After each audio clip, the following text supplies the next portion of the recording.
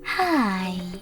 In front of me is ZTE Blade A53 Pro, and today I would like to show you how you can turn on or off adaptive brightness.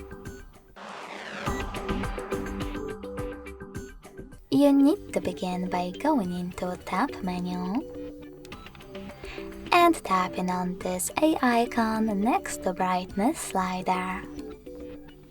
If the icon is blue, that means that auto brightness is on, but you can always turn it off by clicking on the same one again.